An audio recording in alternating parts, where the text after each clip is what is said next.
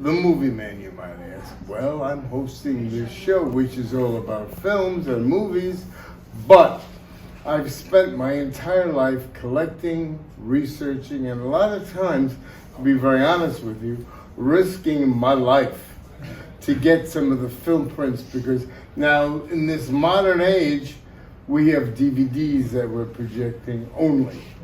But in my days, as in your days, we had film, the 16 millimeter film prints, which I have 400,000, over 400,000 of, from the teens, 20s, and 30s. A lot of them which you cannot get on DVD, I will transfer, so I can utilize them in my showings, in my screenings.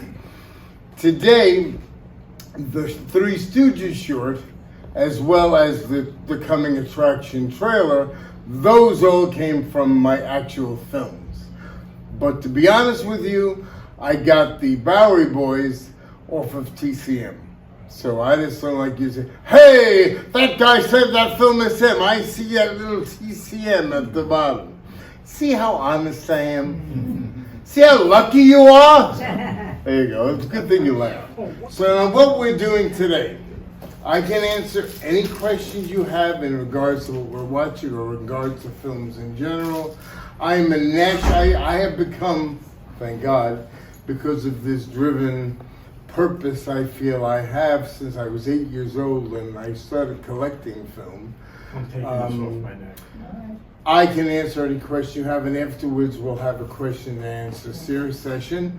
But right now, I'm going to tell you about what I did putting together today's film program for you at this fine library. First off, I've got to say this, never had to say these things before, but should anything in these films, 3 of them, if anything in these films, he took the spotlight off you. Now I can see you. Ooh. I was going to call you ladies and gentlemen, but I think I'm going to not now.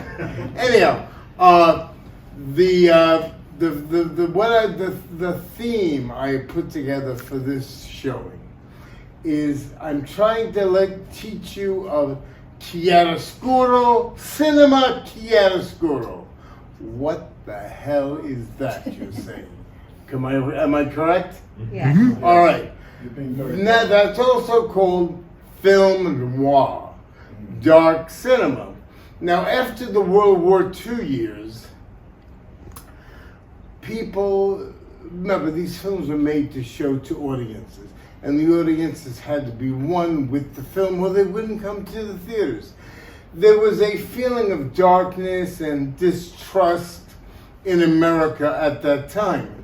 And a lot of criminalities were going on, and the gangster, the mob, all that sort of thing. The detective, the Philip Marlowe's, the Humphrey, that was the main thing. Now I can teach you all about the darkness. Like, for instance, I have a film called Kiss of Death, where Richard Widmark, who is this maniacally insane gangster, takes this old woman who's bound in a wheelchair and pushes her down the stairs. Now that's the kind of things you would be seeing. You didn't see blood, you didn't see nudity, but you got the overall negativity of what was in people's hearts at that time after World War II. And that was in the late 40s. Now these films are the way I'm flipping the script to teach you about film noir. I'm doing it in the comedic sense. In essence, the top comedians of the time are going to parody the genre of the detective, the crime, the darkness of the film noir period. Okay, now first, I'm going to show you the classic film noir in a trailer of Maltese Falcon.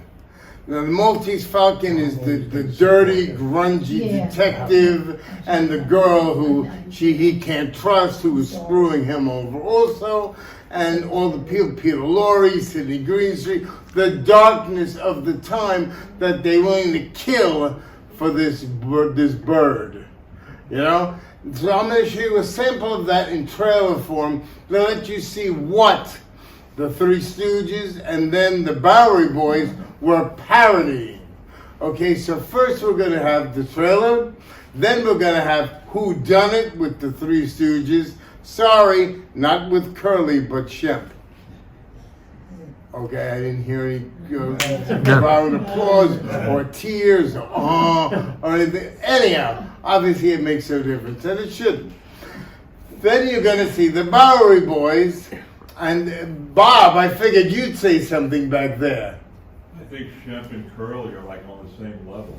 Well, the funny thing is that Hunt Hall, in an interview later on, said that the fellow who inspired him most was Shemp as a comedian. That's another reason why I'm combining the two comedians together. But the Bowery Boys film is really the ultimate and a different kind of comedy for that team. Hard-boiled Mahoney. So I hope you enjoy the show. We can talk afterwards, after the show. And next month on the 12th, I really hope you're going to be here because I am having my first Stooges-a-thon. What is that? I am showing 2 films with an identical theme of mistaken identities, and both take place in a girls' college. Ooh, risque already, folks.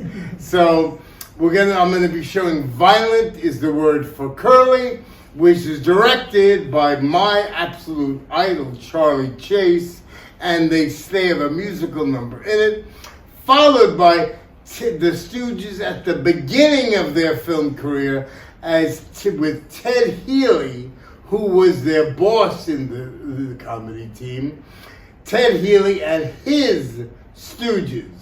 With that, it's an all-star comedy cast. Jimmy Durante, Baron Munchausen, better known as Jack Pearl from the radio, Edna May Oliver, and it's kind of risque. And a lot of the musical numbers in it are risque. And I'm going to remind you, if anything in any of these films offends you in any way because of today's political incorrect or correctness or wokeness, it is not the library's fault. It is not my fault either. Okay, because I didn't make these films. But keep in mind, these films had the mindset of then, not of now. So they are not meant to offend you. They are just aspects of history, okay? So enjoy. You're all archaeologists today. And I thank you so much for coming. We'll talk again after the movie. And I love you all. God bless you for coming. I hope I see you all again.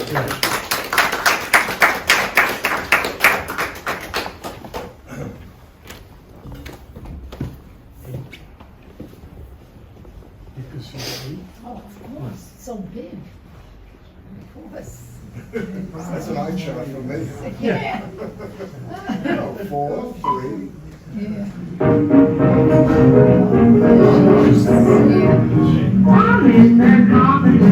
You'll make some